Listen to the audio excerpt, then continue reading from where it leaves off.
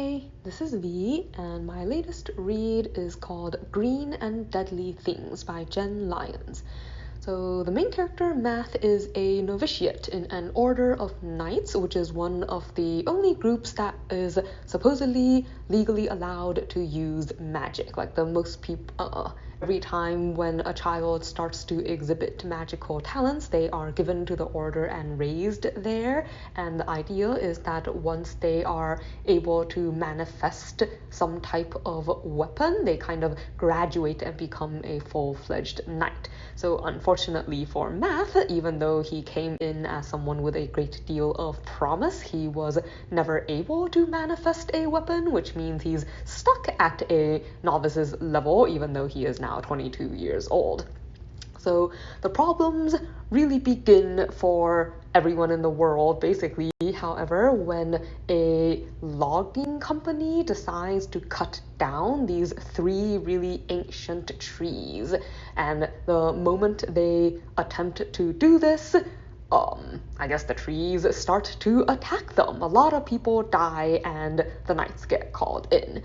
So a little history for this world, like supposedly a couple of centuries ago, there were a lot of issues with necromancers who kind of caused so much trouble that they almost destroyed the world, and the knights were created as a response to this. Like, they were the people who fought and stopped the necromancers, and since then it's been their job to both look after these archives of knowledge that have been left behind for humanity, and also to destroy any remaining necromantic creatures or wielders and stuff that crop up from time to time. Like, they do occasionally just have monsters that turn up and just various issues that you kind of need people with magic to deal with. However, these tree creatures that start to kill people are something that they have, at least so far as they know, never really encountered before, and they are very dangerous. Like, even the knights with their abilities and so on seem unable to really do much to counter them.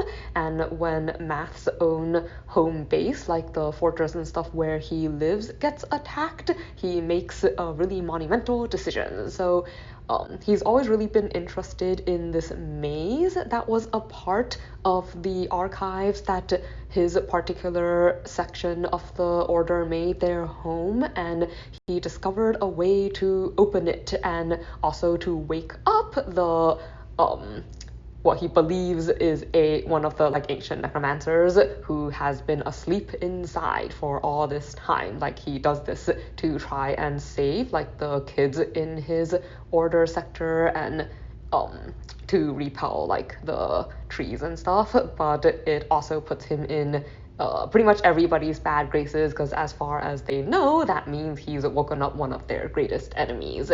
And so now he and the necromancer, who turns out to be a really beautiful young woman, are on the run. It doesn't help that so each of the knights tend to have some type of elemental affinity, and Math's own elemental affinity is with wood. Like, he has a deep connection to plants, and with plant people attacking them, this creates a great deal of suspicion, where people now aren't really sure whether or not they can trust him, or whether he may in fact even be in cahoots with these monsters that are causing so much devastation. So yeah, they're on the run and trying to figure out how to save everybody before everybody dies. Let's see. So along the way, I guess, Math learns, as you can probably guess, that a lot of what he thought he knew about his world history and the history of his order and the story of the necromancers versus the knights and everything are in fact lies, and lies that now threaten to pretty much cause everything to unravel. So let's see, something I liked. There were a lot of little bits of humor in the writing style that I really appreciated. For instance, it was talking about this one moment when the bad guys like blew a hole in the fortress wall, and Math is thinking, oh yeah, so that means there's nothing in the way for like, so anyone can come in if they want to, and there were many things that wanted to. So a lot of these turns of phrase, I guess, of humor that I appreciated and made the story lively read, even though it definitely had like a great deal of fighting and was pretty grim a lot of the time.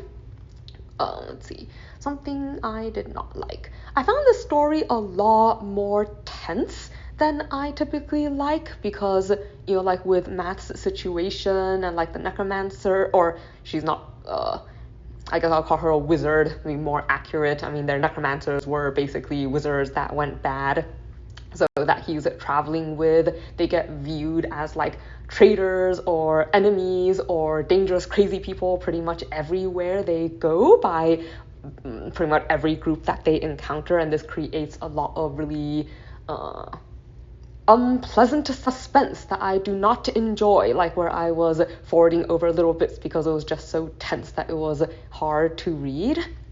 I guess so. It's the kind of tension that tends to make a story somewhat less enjoyable. But yeah, I would say it was, well, kudos, I guess, for doing a somewhat more epic story in just one book. Like, I actually originally expected it to maybe be more.